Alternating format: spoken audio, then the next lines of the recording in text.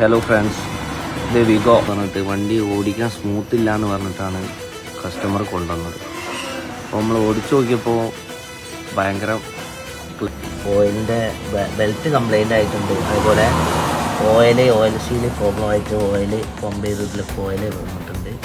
Clutch shoe ഇടുമ്പിലുണ്ടാവും, clutch shoe ഒറ്റൊന്നുമില്ല ഇടുമ്പിൽ. ഡീസലിട്ടിട്ട് നല്ലോണം ക്ലച്ചിൻ്റെ ഈ ഭാഗം മൊത്തം നല്ലോണം ക്ലീൻ ആക്കിയിട്ടുണ്ട്. അപ്പോൾ ക്ലച്ച് അയച്ച് മാറ്റുമ്പോൾ ഇതേപോലെ പീസാക്കണം ക്ലച്ച്.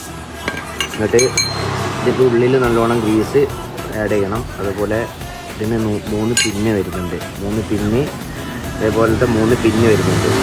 ആ പിന്ന് ചേർന്ന് ഈ സിസ്റ്റത്തിൽ 3 ഗ്രീസ് അത്യാവശ്യം ഗ്രീസ് ഇതിൽ 3ലും നല്ലോണം ആഡ് ചെയ്തിട്ട് ഇതിൽ പഞ്ചിങ് ആക്കിയിട്ട് വേണം ഈ പോളിങ് ഇട്ട് കൊടുക്കാൻ.